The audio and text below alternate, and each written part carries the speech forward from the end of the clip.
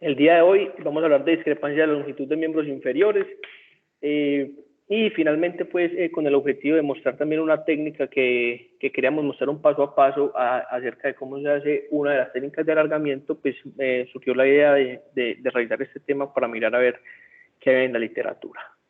Cabe aclarar que hay unas diapositivas y unas imágenes y una información que el doctor Sarasa pues me pudo facilitar, y ahí están pues los créditos. Entonces, como objetivos para esta charla que me tracé es mencionar la importancia de esta entidad basado en su prevalencia y en sus implicaciones en la armonía del cuerpo.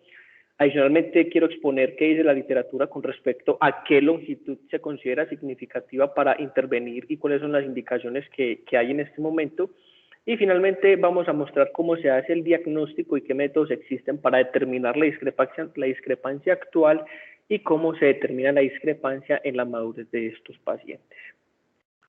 Entonces es importante hablar de este tema debido a que es un motivo de consulta recurrente, sobre todo en la consulta de la ortopedia infantil, debido a que los padres siempre tienen esa angustia o esa duda con respecto a si el niño sí tiene las piernas del mismo tamaño, los miembros inferiores, y que si es por esa razón que se cae, que le empiezan a doler las rodillas o que le duele la espalda. Entonces es importante conocer esta entidad y adicionalmente saber cómo debería ser el enfoque. La mayoría de las veces es un hallazgo que es incidental en la consulta y puede que no tenga alguna relevancia clínica patológica importante al momento de revisar al niño, y el objetivo que con el manejo puede irse desde la observación constante, periódicamente en la consulta, y ya pues determinar si existen algunos patrones característicos de algunos síndromes, o finalmente si va a requerir alguna reconstrucción con el objetivo de mejorar esa dinámica corporal. Todo va a depender de qué tan grave sea sobre todo la discrepancia, y adicionalmente si tiene alguna implicación en la función del niño. Es importante conocer esto debido a que el crecimiento tiene una dinámica que es, tiene un crecimiento pues, no exponencial, pero sí algo recurrente a lo largo del tiempo, y es importante por eso conocer cuál será la discrepancia en la madurez de estos niños en los cuales nos vemos enfrentados, y para eso tenemos varios métodos que más adelante vamos a ver. ¿Esto qué implicaciones puede tener en la vida de los niños? Se ha visto, y en la mayoría de los trabajos que uno puede leer, asocian el dolor lumbar, que puede estar asociado a la discrepancia de las extremidades. Ese dolor lumbar en algunas ocasiones puede estar aislado o puede estar en algunas ocasiones asociado a alguna escoliosis, ya sea postural o ya a consecuencia pues, de la armonía corporal que tiene en los pacientes.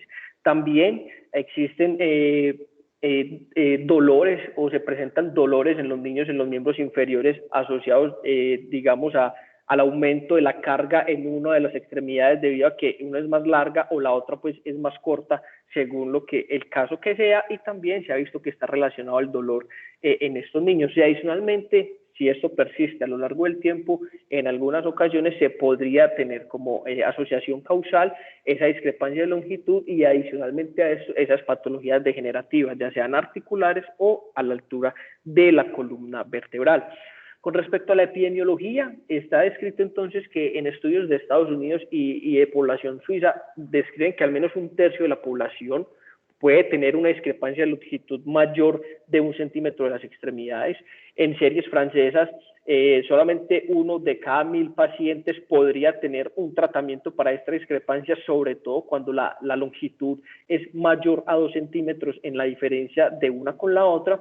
Y hay series en las cuales se describe como este autor Walker y sus colaboradores, en donde al menos 2.6% de los pacientes que están entre los 10 y los 15 años, en los cuales se hace una evaluación de la columna vertebral, van a presentar una alteración en la longitud de los miembros inferiores, y eso se ve manifiesto a través de una oblicuidad pélvica o una simetría pélvica, y es allí en donde empiezan a jugar algunos factores con respecto a si hay que corregir, cuál es el momento, cuál es la discrepancia que realmente hay que manejar. Entonces, para eso, este trabajo es un trabajo muy clásico, publicado en 1978, de este autor Richard Gross, que lo reportan en la mayoría de los textos que se hablan de discrepancia de longitud, en donde el objetivo que él quería era cuantificar esa discrepancia de los pacientes y cuáles eran los síntomas que tenían asociados y iba a ser el posible tratamiento. Es un trabajo que realmente, digamos, la fuerza epidemiológica no es tanta, que es basado pues en una encuesta que se realiza a unos ortopedistas infantiles y evalúan 74 pacientes, en los cuales esos pacientes todos tenían una longitud, una discrepancia mayor a 1.5 centímetros. Querían evaluar o preguntarle a los pacientes qué problemas tenían con respecto a su función, si se sentían imbalanceados, si con el uso de la plantilla mejoraban o requerían el uso constante de ellas y si adicionalmente presentaban dolor lumbar. Entonces, en las encuestas, en los reportes que ellos tienen, una de las preguntas es esta: ¿usted considera que su pierna corta puede ser un problema? Si aquí vemos la discrepancia cuando era por encima de 3.5 centímetros, casi el 80% de los pacientes reportaban, pues, o los que tenían esa discrepancia reportan que eso era un problema para ellos, a diferencia de aquellos pacientes en los cuales la discrepancia iba disminuyendo y vemos cómo, digamos que el porcentaje que consideraban que era un problema iba a ser diferente.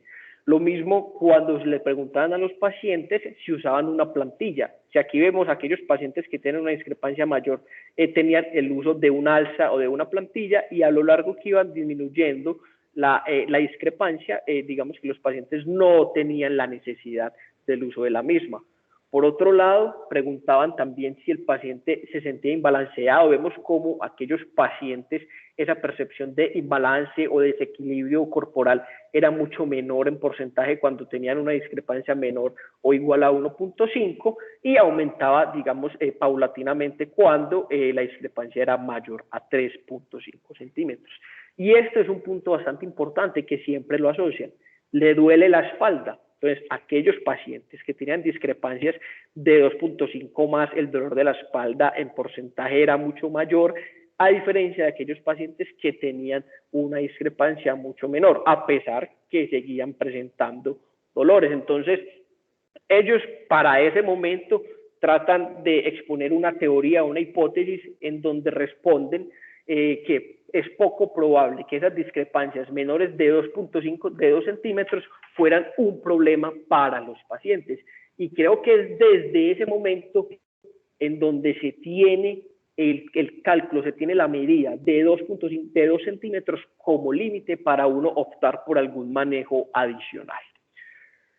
Adicionalmente está este otro trabajo en donde evalúan cuál es como la historia natural de la discrepancia de las extremidades y qué es lo que debemos saber realmente. Entonces ellos querían evaluar cuáles eran esos problemas relacionados a la discrepancia y cuál era la frecuencia de esta condición.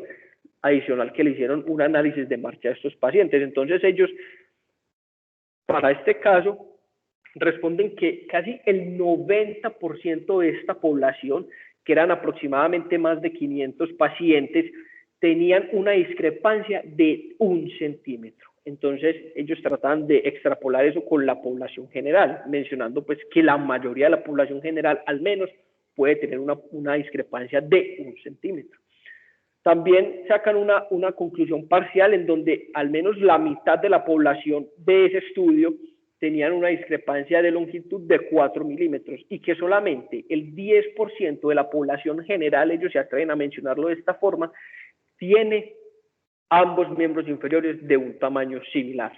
Y es allí entonces en donde empiezan a sacar conclusiones y empiezan a asociar pues un montón de entidades, sobre todo relacionados con el dolor lumbar y alteraciones en la marcha. Y es donde reportan en la discusión que estos autores en 2017 evaluaron 575 pacientes con más de 5 milímetros de discrepancia, y a partir de este grado de discrepancia es donde se empezaban a ver signos de enfermedad degenerativa alrededor de las articulaciones y de la columna, sobre todo más común en los pacientes que presentaban en el lado largo de la extremidad.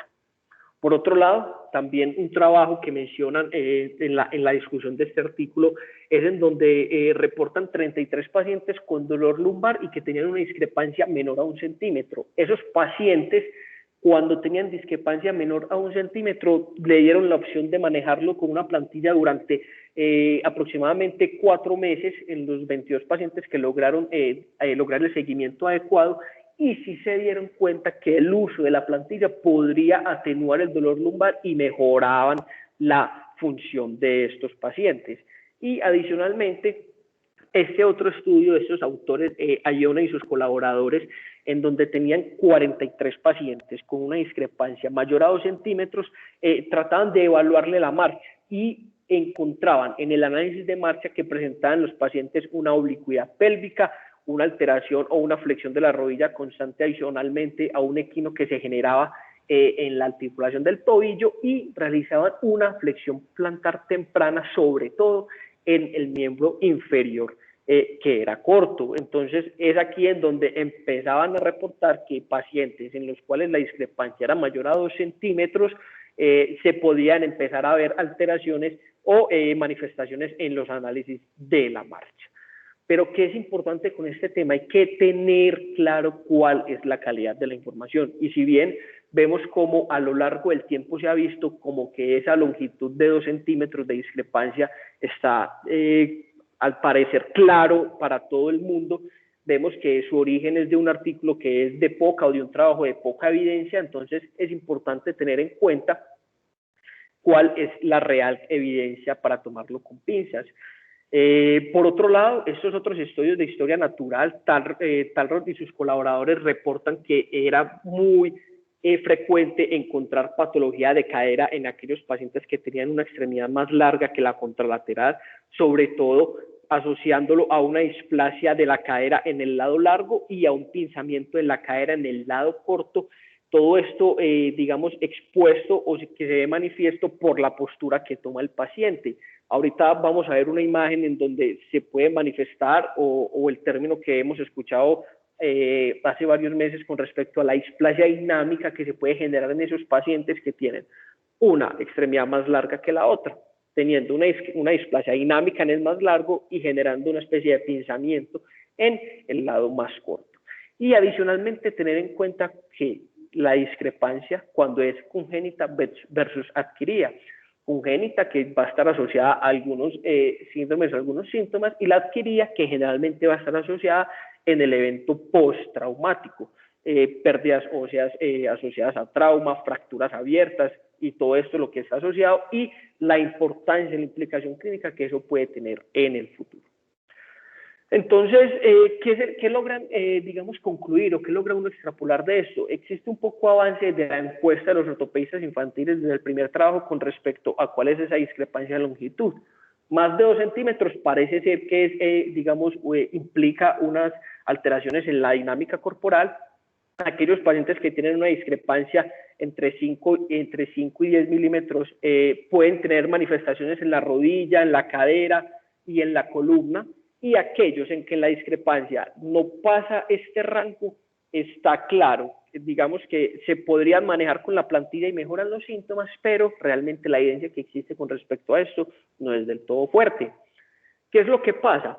Lo que les estaba mencionando, existe una inclinación hacia el lado corto de la extremidad. Vemos cómo entonces la extremidad que es un poco más corta genera un cubrimiento adecuado, incluso mucho más de la cadera, generando un tipo de pinzamiento, y puede ser una de las manifestaciones que se podrían presentar, al contrario de lo que ocurre en la extremidad larga, generando como lo que les mencionaba, el concepto de displasia dinámica que lo hemos venido escuchando en los últimos meses.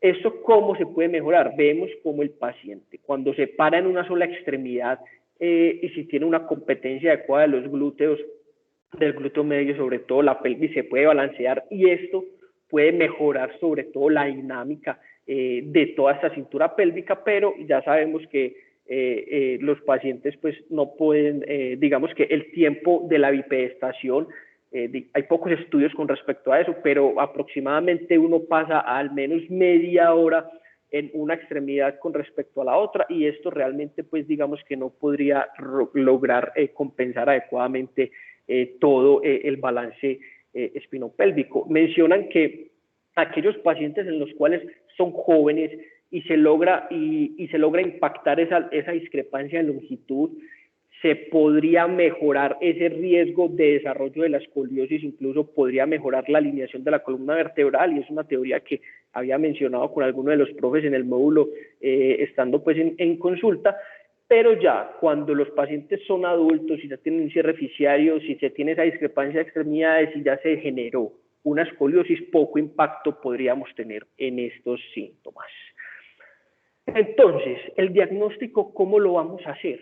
Clínicamente es fácil evidenciar a aquellos pacientes que tienen una discrepancia mayor a 1 centímetro.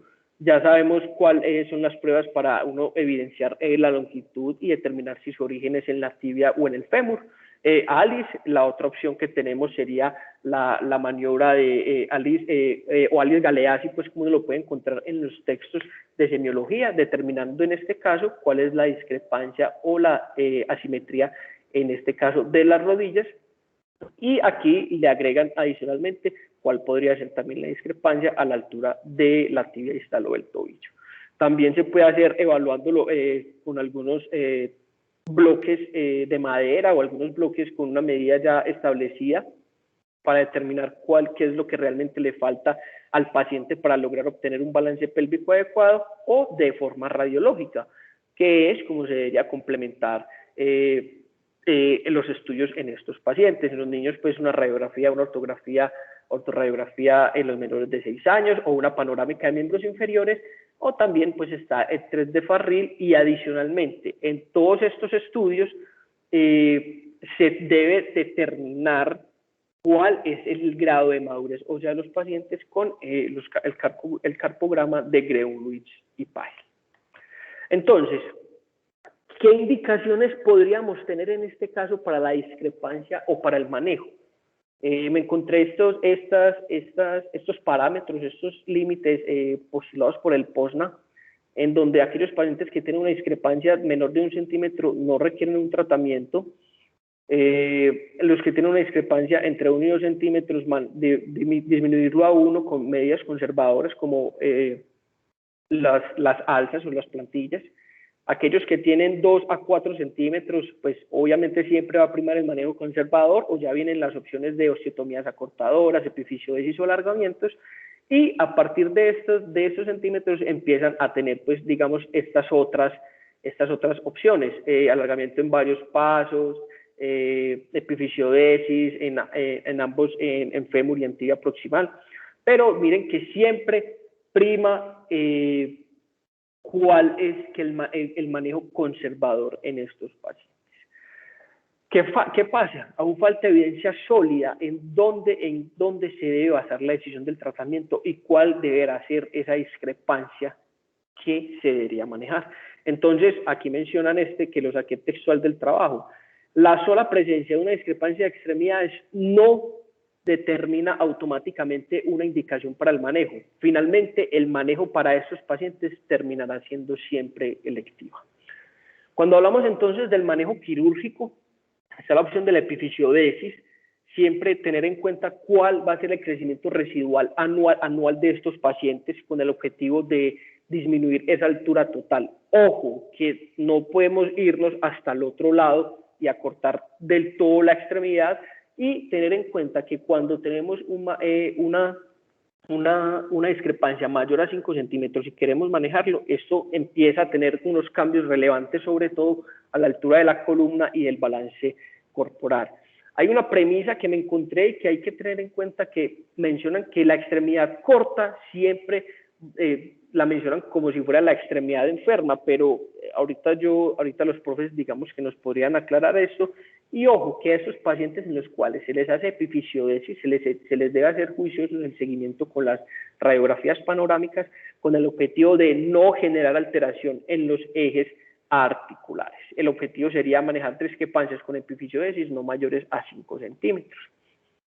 Cuando ya hablamos del alargamiento, hay que tener en cuenta que existen riesgo de lesiones por tracción de los tejidos neurovasculares, y mencionan que el límite en los cuales uno podría generar alargamiento en el fémur y en la tibia Para el fémur le dan la opción a uno de no más de 8 centímetros para no tener alguna manifestación diferente, y en la tibia no más de 5 centímetros. Adicionalmente, hay que tener en cuenta que, digamos, cubrir este defecto óseo también puede ser un reto, y en ocasiones van a requerir un nuevo tiempo quirúrgico para injertar estos pacientes. Y esa técnica de la fijación externa con el alargamiento viene establecida desde 1980 con el principio a través de la osteogénesis por distracción para ese momento. Ya hoy en día se tiene la opción del uso de clavos intramedulares, como el Precise, que lo hemos escuchado constantemente, y el Fitbone. La diferencia entre estos es que en teoría, y lo que entendí es que el alargamiento a través del Precise se hace a través de los, digamos que de los imanes o de los objetos de forma externa, y el Fitbone va creciendo a través de un componente interno que va generando una distracción del defecto. Esto es más o menos un ejemplo de estos pacientes a las 2, a las 4 y luego de las 6 semanas de tratamiento. Vemos cómo se va alargando y va generando un nuevo stock óseo en el defecto y en donde se hizo la osteotomía, y finalmente pues aquí vemos como una consolidación completa luego de los 6 meses. Cuando hablamos de la fijación externa, el principio que promulga pues Ilizarov a partir de 1971, él recomienda que la distracción se debe realizar a través de 1 milímetro diario. ¿Por qué está este principio dado? Debido a que esa longitud de 1 milímetro diario excede esa capacidad ósea de regeneración en el defecto para la unión, pero no es tan rápido para que inhiba toda esa formación ósea. Es decir, no es tanto para que se genere un defecto mucho mayor y que no pueda controlarse y que no pueda generar, digamos, una consolidación, y tampoco es tan cortico para que se genere una consolidación inmediata en ese punto y realmente no alcancemos una distracción adecuada. Entonces es un principio bastante importante, y es de aquí de donde sale 1 milímetro diario. ¿Cuál es la recomendación que él nos hace? Darle un cuarto de vuelta 4 veces al día es mejor que darle 1 milímetro diario una vez al día para tratar de obtener unos mejores resultados. Y siempre que estamos en el contexto de evaluando a un paciente con una fijación externa, se debe ser juiciosos con el seguimiento y adicionalmente con la educación clara del paciente con respecto a cómo debe manejar el trayecto de los shunts, o cómo debe manejar esa secreción, o cómo debe usar el fijador externo. Listo. Aquí vemos cómo tenemos una técnica de alargamiento con un fijador externo. Más adelante veremos el paso a paso. Pero entonces viene aquí la pregunta: ¿cuánto hay que corregir? Y es aquí en donde debemos ser muy juiciosos con respecto a la anamnesis del paciente, al examen físico y a los estudios adicionales que le vamos a solicitar.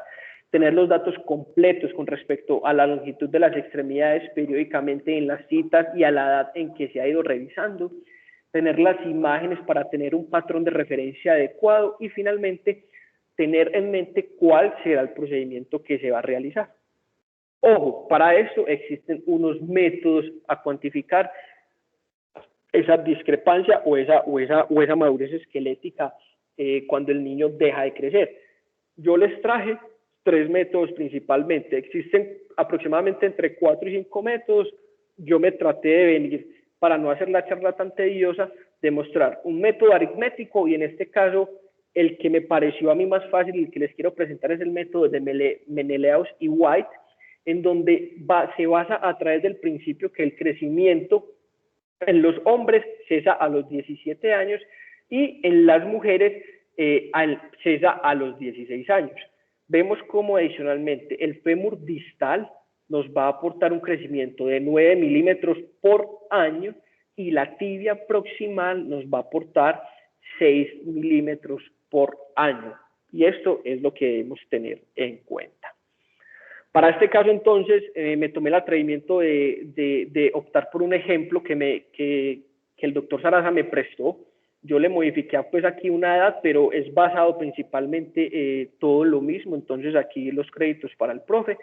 Vemos cómo el paciente a los 10 años tenía una discrepancia de longitud ya marcada, ¿cierto? Entre 68.8 centímetros de la extremidad más larga con respecto a 64.6. A los 11 años seguía presentando la discrepancia y finalmente a los 12 años presentaba esta discrepancia durante el seguimiento, y esto se los vamos a ir presentando en el paso a paso. Entonces, hay que determinar como primer paso cuál es el intervalo de tiempo más largo. Desde los 12 hasta los 10 años, entonces está claro que ya tenemos 2 años de intervalo de tiempo. Luego, vamos a evaluar cuáles son los años restantes de crecimiento. Ya sabemos que es un hombre, que crecen hasta los 17 años, entonces nos quedan 5 años de crecimiento. Finalmente, ¿cuál fue el crecimiento en ese lapso de seguimiento? ¿Cómo se hace esa operación? Es muy fácil. Coger la extremidad larga, la última medición fue de 76.8 y la primera medición en ese lapso de seguimiento fue de 68.8. Eso nos da 8 centímetros. Lo mismo hacemos con la extremidad corta y vemos cuál fue el crecimiento en ese lapso de tiempo. Cuando ya tenemos este resultado, ¿qué es lo que vamos a obtener adicionalmente?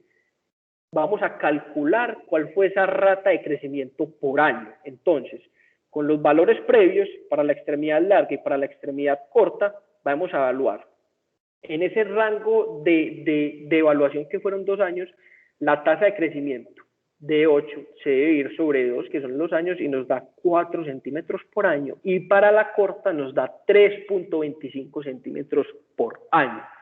¿Listo? ¿Cuál es la otra opción y el otro paso que hay que hacer? ¿Cuál es el cálculo de crecimiento a futuro, lo que nos propone este método aritmético? Para la larga, ¿cuántos años nos quedan? Nos quedan 5 años. ¿Cuánto fue la rata de crecimiento por año para la extremidad larga? 4. Entonces, ¿cuál va a ser el crecimiento a futuro de esa extremidad larga? Nos quedan 20 centímetros. Y para la extremidad corta nos quedan 16.25 centímetros. Listo.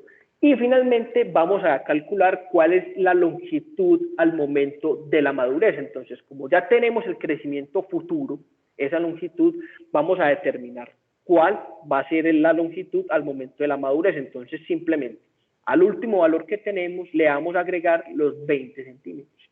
Y esta extremidad vamos a tener una longitud al momento de la madurez de 96.8 centímetros, y la corta vamos a tener una longitud de 87.3 centímetros. Hasta ahí ya tenemos la longitud al momento de la madurez. Entonces, pues, ¿cuál va a ser la discrepancia? Esa es una operación muy fácil. Vamos a restar la larga con la corta, y eso nos da una discrepancia de 9.5 centímetros al momento de la madurez de este paciente. Y finalmente, ¿cuál va a ser el objetivo con hacer este cálculo? Vamos a predecir cuál va a ser la corrección cuando se hace por una epifisiodisis. Entonces, se debe hacer el cálculo de cuál va a ser el crecimiento esperado por epífisis por año hasta la madurez. Entonces, para calcular el fémur, ya sabemos que crecemos 0.9 centímetros, 9 milímetros por año.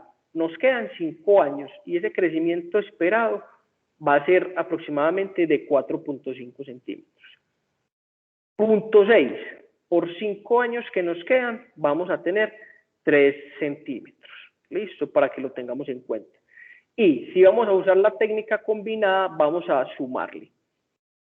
Si cerramos ambas fisis, nos da una suma de 1.5 centímetros. Por 5 años, esto nos da 7.5 años la corrección esperada que vamos a tener por la fisis.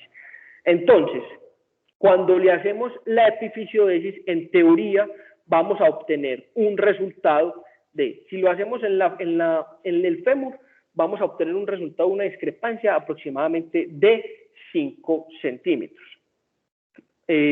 Cuando lo hacemos solamente en la tibia, vamos a obtener un resultado de 6.5 centímetros, pero hacemos la combinación entre el fémur y la tibia, o sea, haciendo epifisiodisis fémur distal y tibia proximal, vamos a obtener una discrepancia al final de 2 centímetros. Y sobre todo, miren, cómo nos va a mejorar con respecto a la discrepancia que uno esperaría en la madurez. Y a partir de esto, pues se podrían optar otra especie de manejo. Entonces, claro, este método aritmético para nosotros muchas veces un poco tedioso.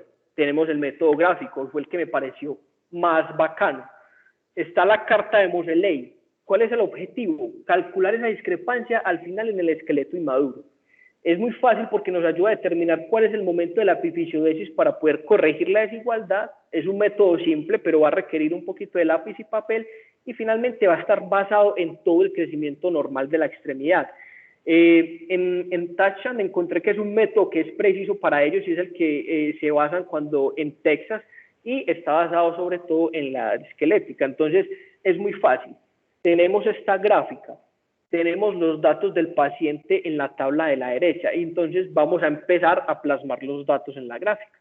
Paciente a los 10 años, tenemos una extremidad larga que mide 68.8, lo ubicamos en la gráfica. La extremidad corta mide 66.8, perdón, 64.6, lo ubicamos en esta forma y trazamos la línea hacia la región inferior en donde está la línea de la madurez esquelética. Para los hombres, miren que los hombres están aquí abajo y las mujeres están en la región superior.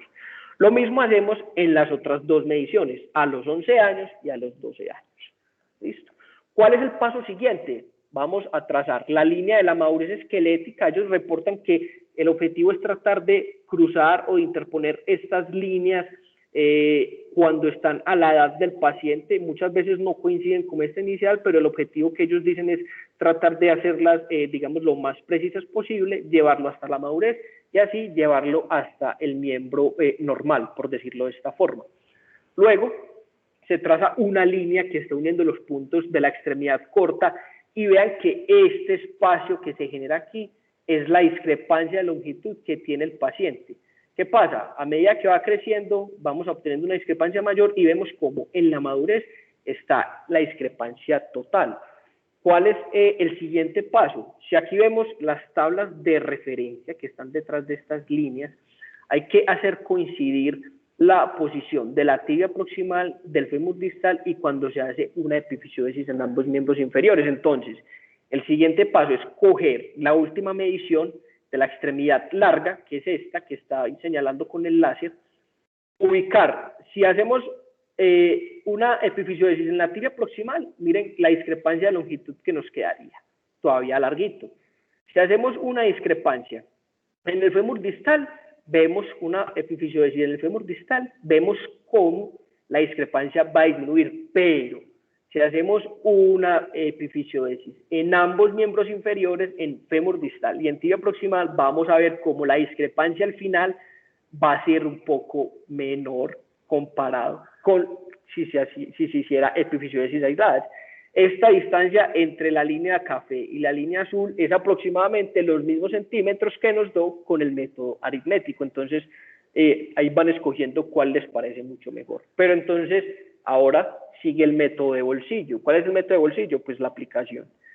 Hoy en día que todo lo tenemos pues a la mano, tenemos esta aplicación que es el Multiplier, que es una aplicación desarrollada, tengo entendido, por Paley, o no sé si es quien lo promulga y sus colaboradores, y nos ayuda a determinar cuál es la longitud de la extremidad al final de la madurez.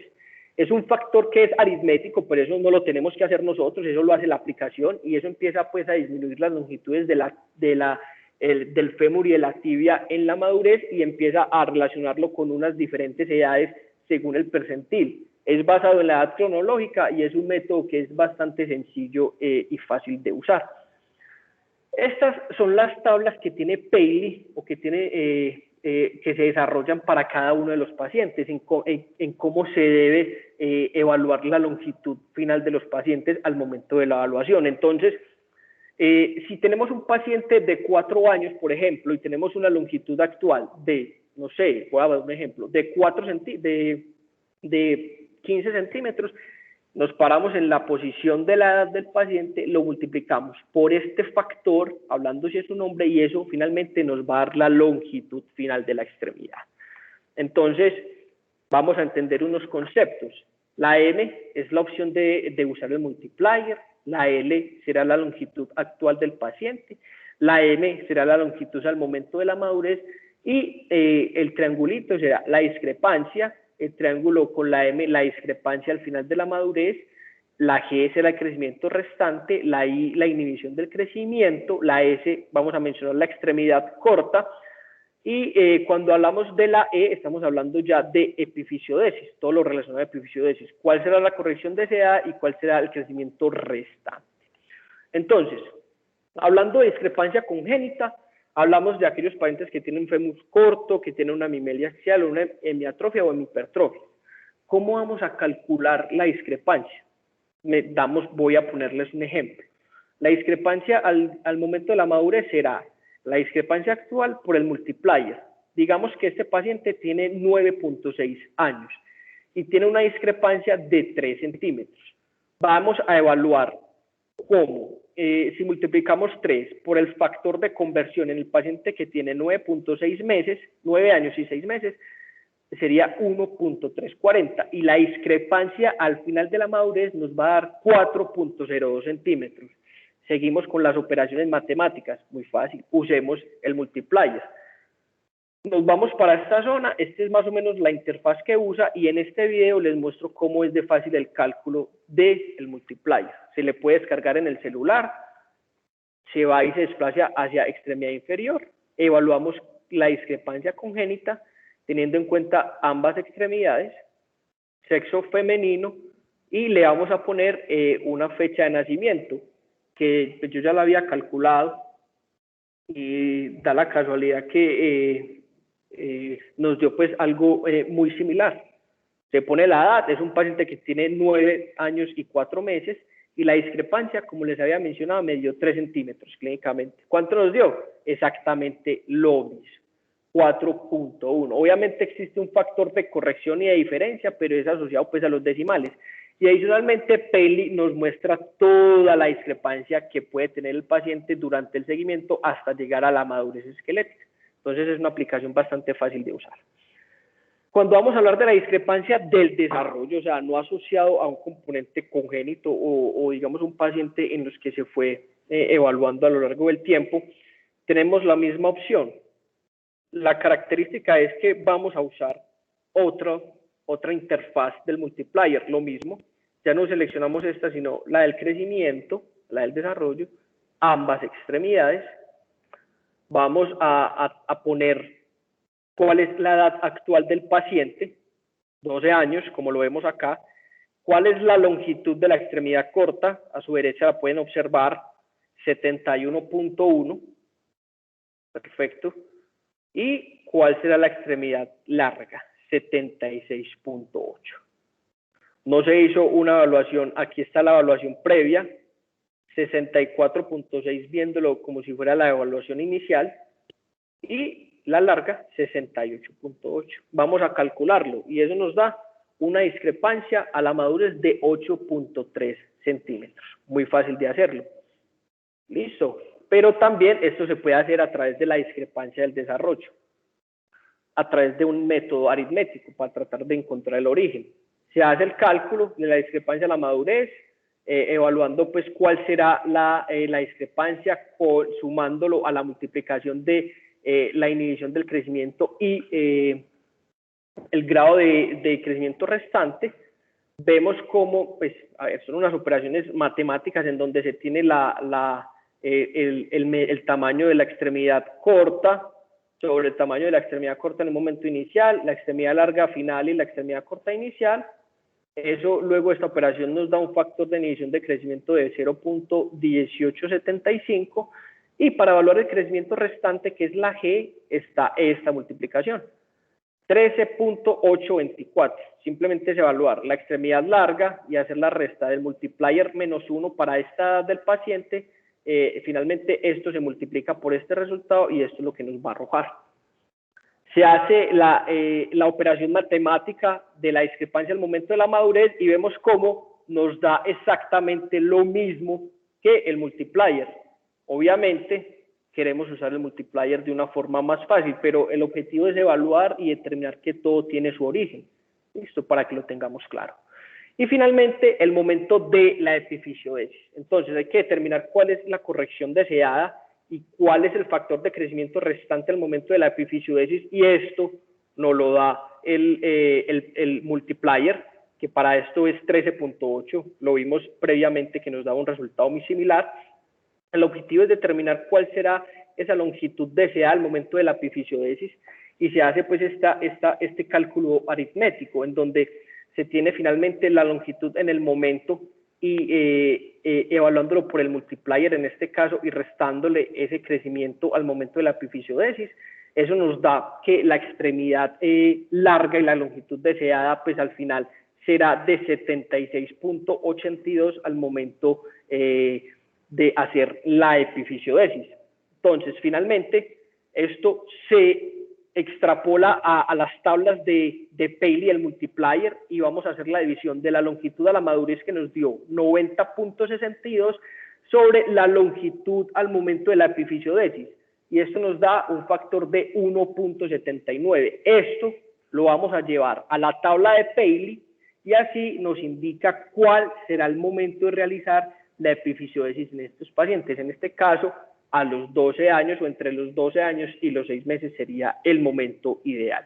Sé que es un poco tortuoso, pero es algo que es muy fácil. El objetivo es evaluar cuál es el origen de esto y vemos que todo coincide de una forma muy adecuada. Finalmente, entonces, las conclusiones. Parece que la discrepancia de las extremidades tiene un límite para tomar conductas con respecto al manejo que van a ser los 2 centímetros en la actualidad, sobre todo, pero siempre basado en los síntomas asociados. Siempre es fundamental hacer un estudio previo del paciente basado en el examen clínico y radiológico para hacer lo más exacto posible a la hora de la toma de decisiones. Y finalmente, pues tenemos las opciones para calcular las discrepancias y el momento de la epifisiodisis. En el caso que se requiera, van a estar disponibles ampliamente todas en los trabajos que uno puede leer con respecto a si existen un factor similar entre ellos o un rango de error. Todas mencionan que tienen un rango de error muy similar, van a favor de los cálculos pues, aritméticos, algunos a favor del multiplier, otros no tanto, pero vemos que es una opción bastante confiable y fácil de usar. Para este caso, finalmente, como me lo había propuesto el doctor Simón, esto es una técnica de alargamiento con un fijador externo que evaluamos pues en consulta en la Nobel. Es una paciente que tiene 17 años, de sexo femenino, y tenía una escoliosis, lo que generaba una especie de displasia dinámica que mencionábamos pues a lo largo de la charla, y se dio como el diagnóstico, se llegó en la consulta cuando se evaluó entre el doctor Simón y el doctor Galván, que la paciente tenía una hemipertrofia aislada izquierda.